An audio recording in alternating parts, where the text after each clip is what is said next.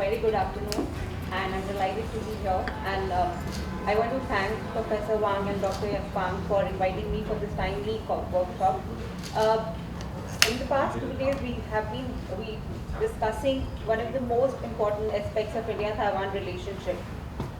But sadly, I think this is one of the most underutilized aspect in India-Taiwan relationship. So, language and culture, I believe, are one of the most powerful tools of exercising soft power for countries. And we have seen countries such as UK, Japan, Germany, even PRC, if I may include Confucian Institute, these countries have established offices, language and culture offices in countries for establishing their soft power in countries. So why not Taiwan? So I believe that when it comes to Taiwan, in the case of Taiwan, we have seen that it's just not the language, but other aspects of the soft power have till date remained undervalued and even underfunded. So I think Taiwan hasn't really invested resources and money in terms of language, in terms of Mandarin teaching vis-a-vis Taiwan. So Taiwan has not been established as one of the potential destinations for language learning in India. So whenever we talk about Mandarin learning in India, people think about China. But even today, even though in 2020 there is this enthusiasm about Taiwan in India, but even today, many students and professionals are not very aware about Taiwan as a potential destination for language. So I believe that Taiwan is lacking somewhere, and if I can give you an example of China, over the years China has spent billions of dollars in changing the global perception, in shaping the global perception in its favor. So I believe to put up this competition with China, Taiwan has to invest resources, Taiwan has to offer several scholarships and fellowships to people from different countries and I feel that India is one of the important countries in this context. So, but why do I say this? I say this because Chinese language is gaining a lot of prominence in India. So, in the past few years, several scholars and professionals have been learning Chinese. So, in fact, this is also happening because now we see in Indian market, we see a lot of Chinese companies which are coming to India. So there's this question of employability that has been kind of addressed by coming of Chinese companies. And also, China has been offering a lot of programs to Indian students. And in fact, if you look at Indian universities, both public and private, there are a lot of universities and even private institutions that have been offering courses in Chinese. So we have the School of Languages in Jawaharlal Nehru University. So we have programs from undergraduate to PhD level. So 3 plus 2 plus 2 plus 4. And even there are a few courses in Delhi University and other private institutions. So mainly the focus has been on China. So Taiwan hasn't really been figured in the discussion when we talk about Chinese learning. So what are the challenges when it comes to establishing Taiwan as a lucrative destination? First, I believe that whenever we think about Chinese learning, even if people are aware about Taiwan, that there is this country, Taiwan, where professionals and students can go and learn Chinese. But in their opinion, because there's lack of awareness about Taiwan, they feel that China is a more easy and lucrative destination for the language learning. So this has been established in the psyche of people. I think this needs to be changed. And also, there's this joint collaboration between the Indian and the Chinese government. So there's this joint program by the Chinese government and the Ministry of Human Resource and Development. And also this is a joint program which was a part of an MOU, an agreement, but also this Institute of Chinese Studies, which is a Delhi-based think tank, they also administer this program, Harvard Yenching Scholarship. So this is the scholarship for PhD students. Under this program, they go to China for 2 years to study the language. But if we talk about Taiwan, we really don't see any such collaboration between the government and also between the private institutions and think tanks. And also apart from these government to government and think tank to think tanks level programs, Chinese have been inviting students and professionals for several propaganda visits to China. They have these propaganda courses for students and also professionals. So we see that there are a lot of students and professionals who have been going to China. So there's more familiarity about China than Taiwan. So apart from these things, of course, one of the major challenges which still remains intact is that there's lack of awareness about Taiwan. Of course, 2020 is a different year. People across the world, they are more aware and familiar with Taiwan. They know about Taiwan because of Taiwan's successful COVID-19 response. But still there are a few things which need to be changed. People still are not sure if Taiwan is a lucrative destination for language training.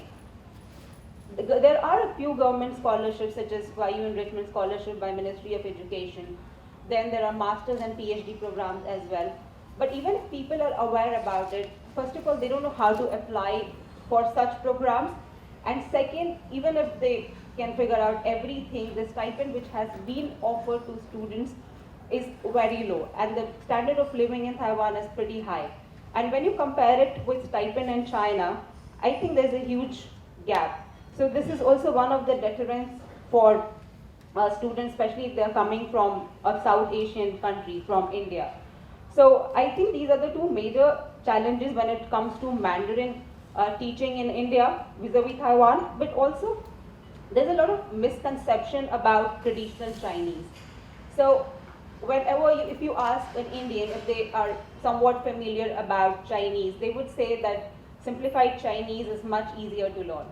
But in reality, traditional Chinese is better graphical representation of the characters. But because of lack of awareness, lack of familiarity about Chinese language, people are actually not aware about this aspect of the language. So I believe it's very important to make people aware about Taiwan, its culture and its language, which has been lacking. But this will be changing, and I believe that whatever National Tsinghua University has been doing, they have been organizing seminars, workshops, and language workshops. I believe, and I was just informed that more than 50 Indian students and professionals are live watching this seminar. I think it's just a step towards making people aware about Taiwan culture and language and society. So, but there are a few challenges with respect to India as well. It's just not about the language. We also have to understand what are the demands from India's side, and we also need to understand what are the challenges from India's side. So if you, in India, the student and professional approach is primarily Europe-centric. So even if you ask someone in India, if a student has to opt for a language, they would still go for a European language. They would choose either Spanish, Japanese, not even Japanese, but Spanish, German, or French. So I think the approach of the student and even the professional is very Eurocentric. And even if you look at undergraduate level and all, the syllabus is more towards teaching about European history. So we hardly learn about Asian history, Asian politics, Asian society at the undergrad level unless and until you are doing a specialized course. So that is how people are not very aware about the East Asian languages, about Taiwanese, and even if they know about it, it's just China. Whenever we talk about Mandarin, we talk about anything, it's just China. So I believe that this is one of the major hindrances when we talk about Mandarin teaching. But I believe that it's a very important tool. It's just not about learning a language, but I believe that if students and professionals know about Mandarin teaching in Taiwan, then I think it's automatically going to elevate India-Taiwan ties. I believe that language and culture are one of the most important tools for elevating India-Taiwan relationship. But we also have to, if we talk about language learning in Taiwan by Taiwanese teachers, and if more and more Indian student professionals are learning this language, we also have to take care of this employability issue. So, but now with this, we have issues with China, and now India is kind of shifting towards Taiwan. More and more Taiwanese companies are entering Indian market. So I believe in this context, Taiwan has a lot to contribute, and Taiwan is contributing. So why not language? So it's important that Indian students are coming to Taiwan, or either Taiwanese teacher going to India and Indian students and professionals are learning language from Taiwanese teachers. I think it's very important. And also, Jabin also talked about this. There is a shift in Indian government approach. So this is a very new thing that because of the rise in tension between India and Taiwan, Indian diplomats are not going to China for language training. For the past 3-4 years, they have been coming here. I can't say if it's going to be a permanent feature, but at least it's a new development, and we can say that there is a shift in India's Taiwan policy and also India's China policy. So I believe in such a context, it is very important that Taiwan capitalizes on such an issue, and Taiwan should not only attract diplomats, but should also attract students and professionals. And I believe in this context that it is in Taiwan's interest that it acts promptly. So, but what are the prospects for Mandarin teaching in India vis-a-vis Taiwan? As I've already mentioned, that it is one of the most important tools, and it is also going to lead to better understanding and awareness about Taiwan in India. So it's a new development that people in India know about Taiwan. When I was coming to Taiwan 11 months back, even my friends who are well educated, who have done PhDs, even they were not aware about Taiwan, where exactly Taiwan is. So people were asking me, are you going to China? You shouldn't go to China. But this has changed in 11 months. That Taiwan has become a household name. It's also, everyone is talking about Taiwan. It's primarily because of the COVID-19 response. So, but it's still a new thing, and that is why I keep saying that Taiwan needs to capitalize on this. I have seen that a lot of Taiwanese teachers, I know most of you are teachers, you have gone to universities and schools in most of these major states. But why not go to smaller states? I think it's very important that even small states in India, they need to be aware about Taiwan. So it's just not that it should not be limited to states like Delhi, Bombay, Bangalore. I think Taiwan needs to be reached to small states, small cities. And not only that, I believe that Jabin also talked about scholars, that even scholars and academicians are more tilted towards learning and knowing about China and Mandarin teaching. So why can't we have Taiwanese teachers in think tanks and in our international relation community? I think it would be a very good step, and the government needs to really think about that. But there is a thing that, so as India is kind of moving away from China and inching closer towards Taiwan, but there still exists a gap between supply and demand. So India had actually asked for 1,000 Taiwanese teachers in India, but of course Taiwan doesn't have that kind of capacity.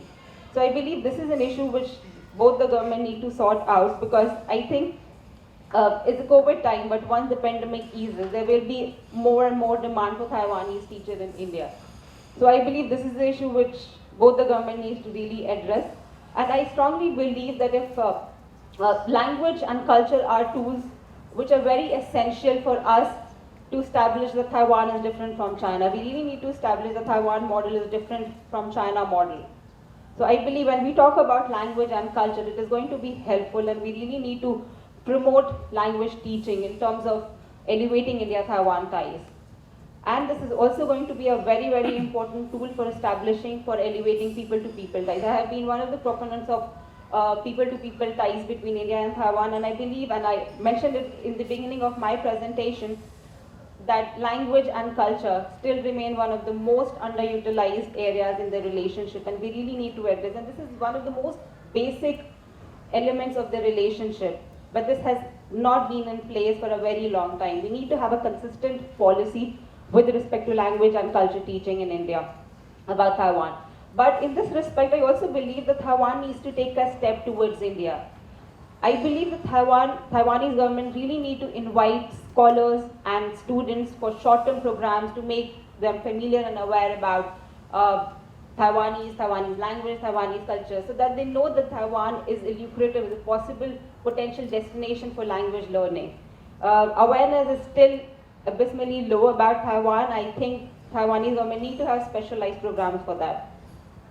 So to conclude, I will say that Taiwan is a robust democracy, but despite this development, what I've also realized that Taiwan doesn't really configure in India's democratic discourse.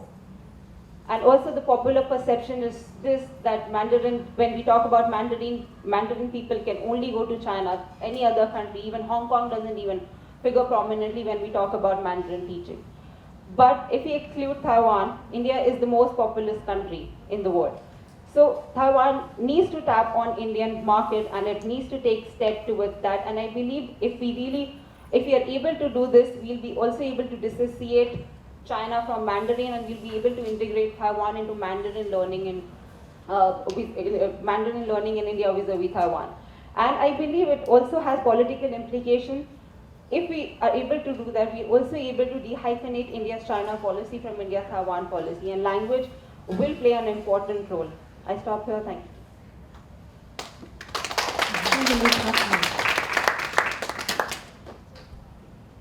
因为现场的来宾有没有问题想要请问一下 Miss Tasha？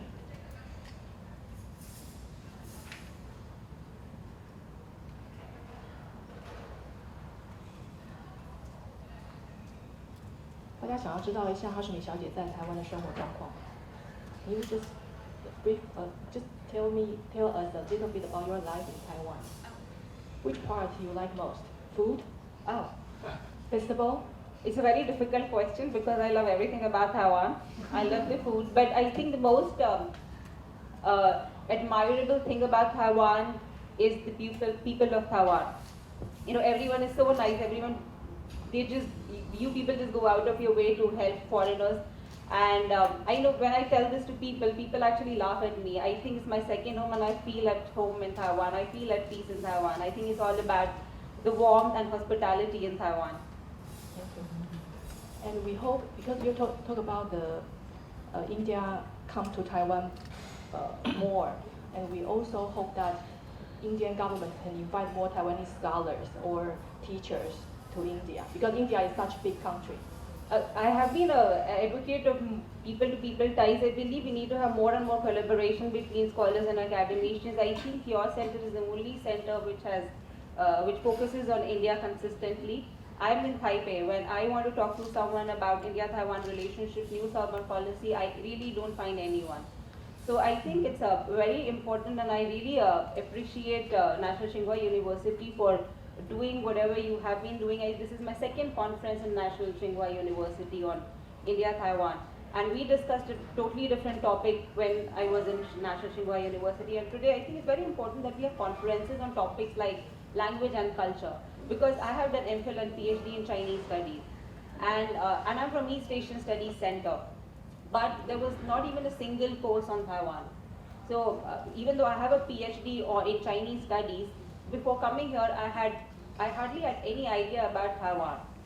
So it's important that Taiwan studies both language and international relations is incorporated in syllabus at different levels, not at just MPhil and PhD level, but also at master level.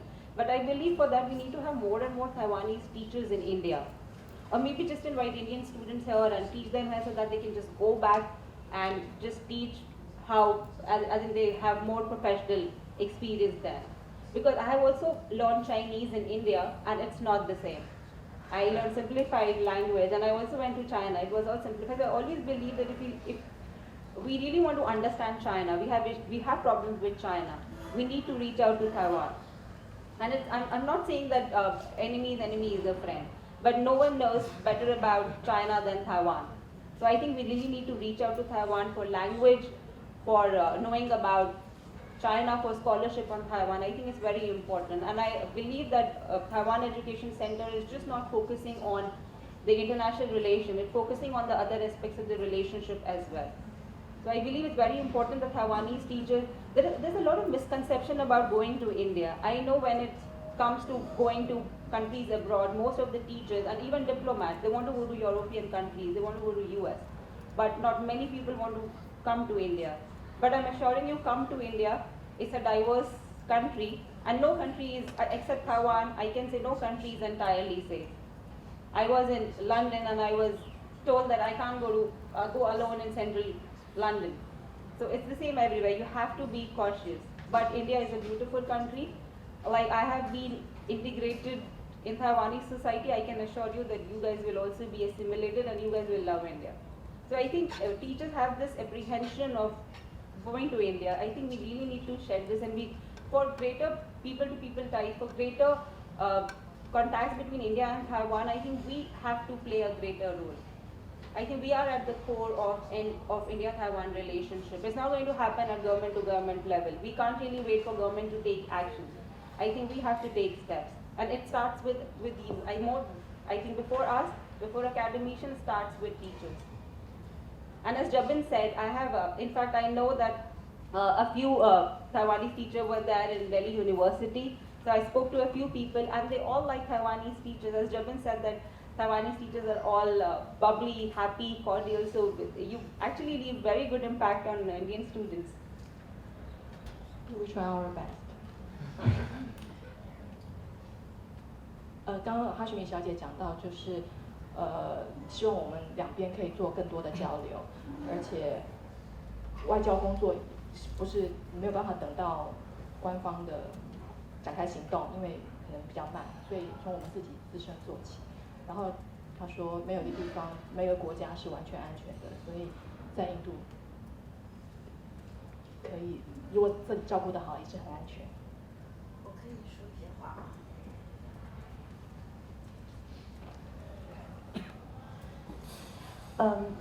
I'd like to continue my question to the last professor.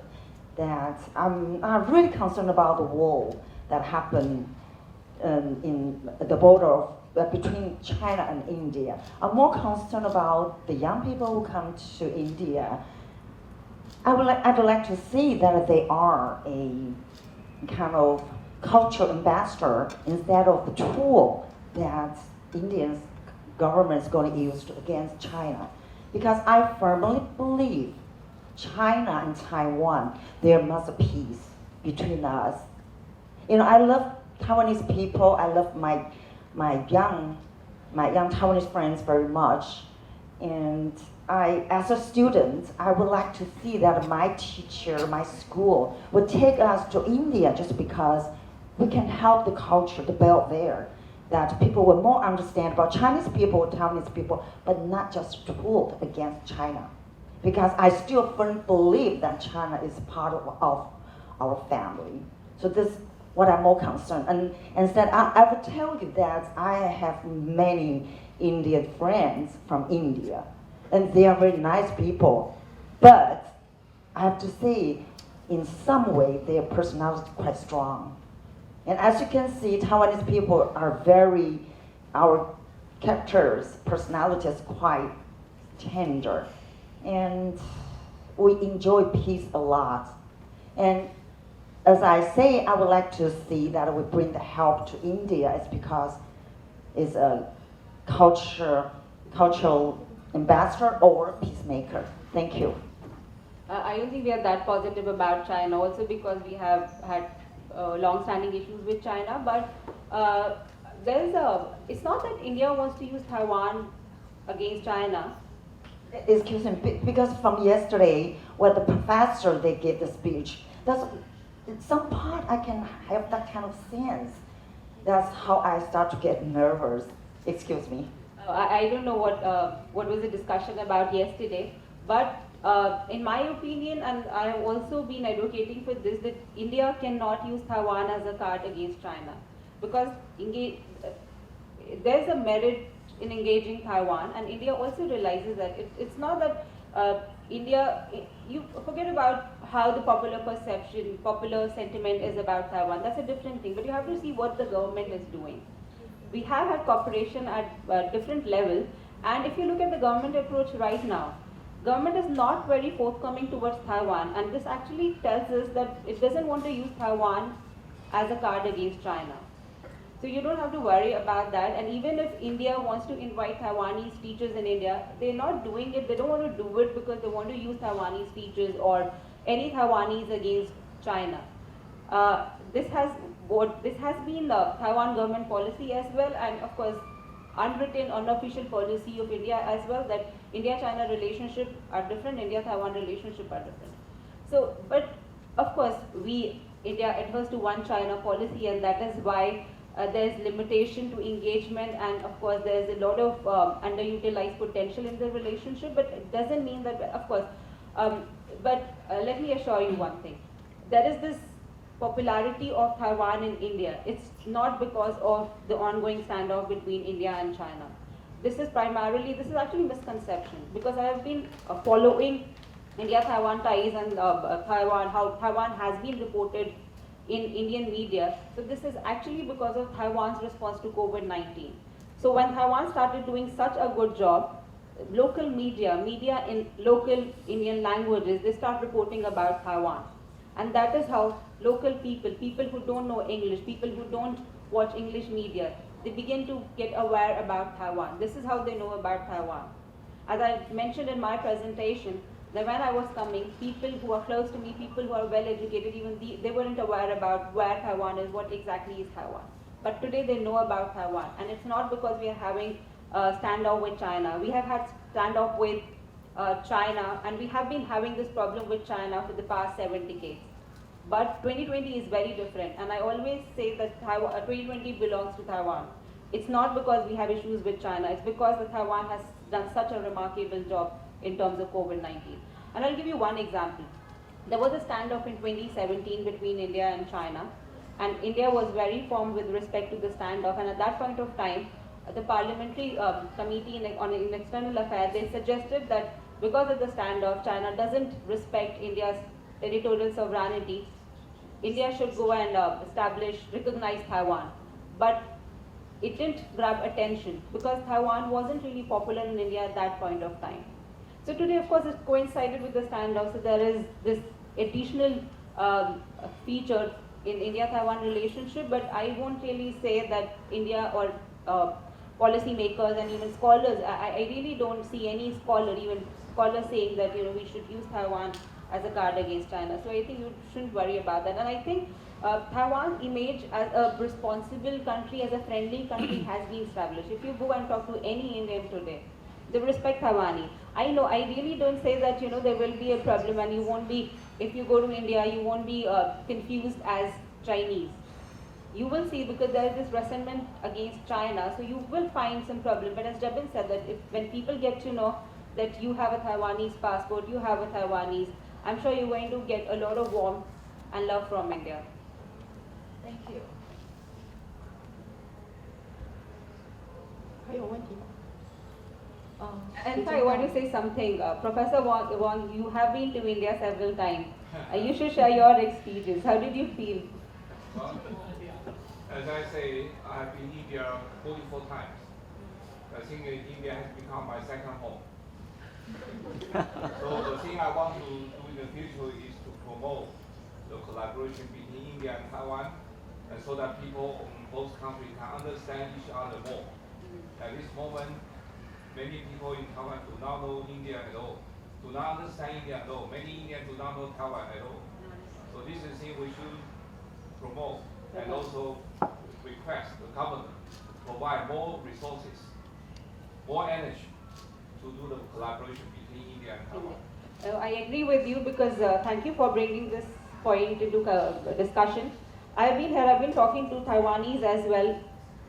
Even Taiwanese don't know India at all.